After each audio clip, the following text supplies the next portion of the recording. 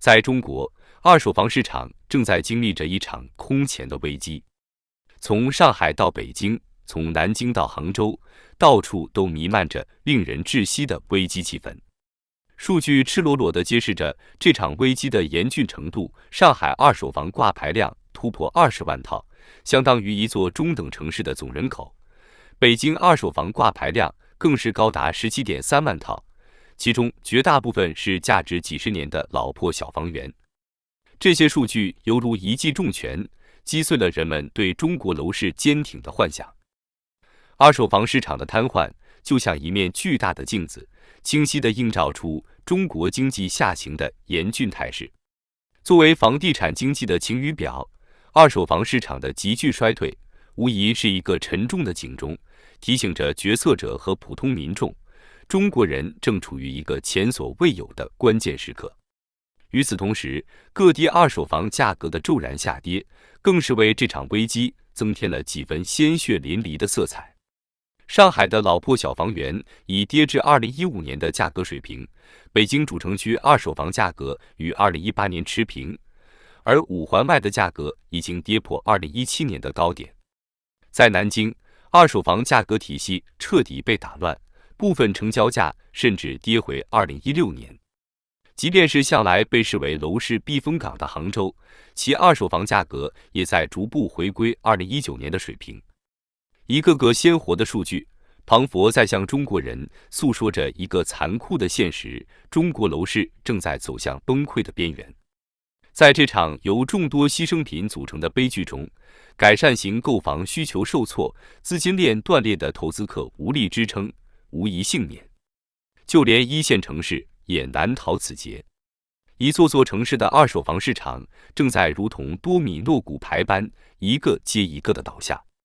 上海二手房市场的诺亚方舟，上海无疑是这场危机的重灾区之一。在这里，二手房市场的现状就像一艘面临沉船的诺亚方舟。根据上海一房1万的数据整理，目前上海的二手房挂牌量已经突破20万套，创下近年最高纪录。这意味着，如果将这些房源均匀分布，每个上海人手中都将拥有一套二手房。这种惊人的数据无疑是对上海楼市的一记重创。疫情之后，上海二手房库存每天都在以惊人的速度增加，从2021年8月的9.5万套，到2022年11月的15万套，再到2023年7月的20万套。这种旱涝保收般的增长态势，无疑是极其罕见的。即便在3月份迎来了一波小阳春，上海二手房的成交量高达1.8万套，但在巨量的库存面前，房东们仍然难以顺利出手。一方面不愿意以低于预期的价格出手，另一方面买家也缺乏购买积极性，纷纷采取观望态度。尤其是在上海这样一个发展时间较早的大城市，市中心存在着上百万套30-40年历史的老破小房源。以往这些房源曾经是许多人的首选，但如今它们的价格已经跌至2015年的水平。这种景象让人不禁感叹，曾经的幸运儿，如今也沦为众矢之的。在这场逃亡中，房东们不惜一切代价也要脱手。但无奈的是，即便大幅降价，总也有人愿意出一个更低的价格。这种恶性竞争无疑加剧了上海二手房市场的崩盘。北京二手房市场的末日倒计时。与上海相比，北京的二手房市场或许更加令人生畏。根据数据显示，截至3月底，北京二手房挂牌量已经高达17.3万套。更为值得注意的是，这些房源绝大部分都是历史感非常厚重的老破小。根据筛选，目前北京市场上的次新房和10年内的有电梯的人车分流房源仅有8000多套。而大部分房源都是10年以上的旧房，这就不难理解为什么北京二手房价格会一跌再跌了。在这场大规模的清仓中，所有人都在争相出货，希望能以最快的速度置换更好的房源。据数据统计，3月北京的新增挂牌房源高达5.5万套，远远超过了成交量。这意味着北京二手房市场的去化速度严重滞后于新增挂牌数量，大量改善型购房需求无法实现顺利置换，整个北京二手房市场的链条已经被彻底堵死。在这样的情况下，北京二手房还将继续经历一场残酷的价格大战，就连一向被视为避风港的次新房大平层也难逃此劫。而主城区的老破小房源更是直接跌回到2018年的水平，即便是五环外的房源也已经跌破了2017年的高点，最低甚至跌到了2015年。这种情况下，不难想象，北京二手房市场还将面临更加艰难的未来。南京二手房市场的价格战场，除了上海和北京之外，南京的二手房市场也不容乐观。根据数据显示，南京的二手房挂牌量已经超过19万套，且数据还在不断增长。这意味着，在这座城市里，每10个南京人中就有1个拥有一套待售的二手房。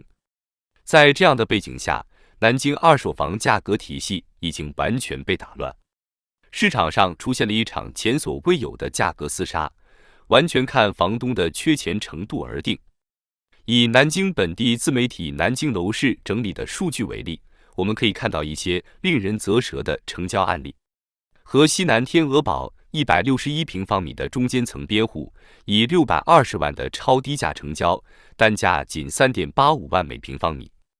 海峡城161平方米的顶楼复式，成交价只有420万，单价不到 2.6 万每平方米。而在江北核心区的华润国际社区，二手房成交价甚至跌至 2.2 万每平方米。要知道，这里曾经的二手房价格高达 4.7 万每平方米，相比之下已经下跌了超过 50%。再看看其他地区，河西南二手房均价已经回落至3万多平方米，江北核心区更是跌至2万多平方米。这些数据无疑令人感到震惊，南京的二手房价格已经跌回到2016年的水平。而令人更加恐惧的是，这还不是尽头。据悉，想要真正出手，房东们还必须面临 10% 左右的追加砍价空间，这简直是令人胆寒的画面。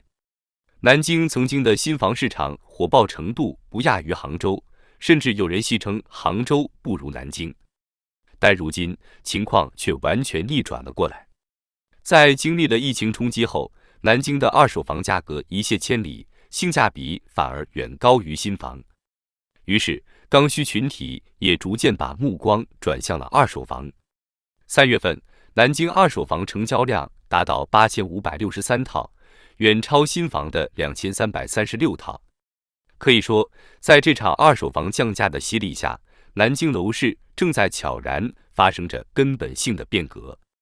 广深二手房市场的超跌，对于广深两地的二手房市场来说，则可以说是已经进入了超跌的状态。以深圳为例，老破小房源的价格已经跌到了2015年的水平，甚至有的次新房项目价格还低于当年的开盘价。比如龙岗布吉的万科公园里，2015年11月开盘价是4万多，如今二手房价格却降到了3万多。在龙华的星河传奇小户型2015年开盘时也是4万多，现在也跌到了3万多。这种情况下，深圳二手房市场已经算得上是恐慌性抛售了。主要是一些资金链紧张的投资客无力再支撑下去，只能选择割肉出货。而在广州，情况也同样不容乐观。根据行业分析人士的观点，广州二手房价格已经跌到了2017年的水平，有的甚至更低。这意味着广州的楼市已经回到了5年前的状态。可以说，在这场二手房市场的大洗牌中，广深两地的楼市无疑遭受了最为严重的冲击。从老破小到次新房，几乎所有房源都卷入了这场价格战。这不仅给购房者带来了巨大的选择空间，也给投资客带来了巨大的风险。对于那些资金链紧张的投资客来说，恐怕只能选择舍弃自己手中的房源，试图最大限度地保住资金安全。这种情况下，广深两地的楼市恐怕还难见曙光。在未来一段时间内，我们很可能会继续见证到二手房价格的进一步下跌。从上海到北京，从南京到广深，中国各地的二手房市场无一例外地陷入了一场前所未有的危机。数据赤裸裸地揭示着这一现实：库存激增，价格暴跌，置换链条被堵死。这些无疑都是这场危机的明确征兆。我们都能清楚地看到，这场二手房市场的危机正在给中国的经济版图带来前所未有的剧烈变革。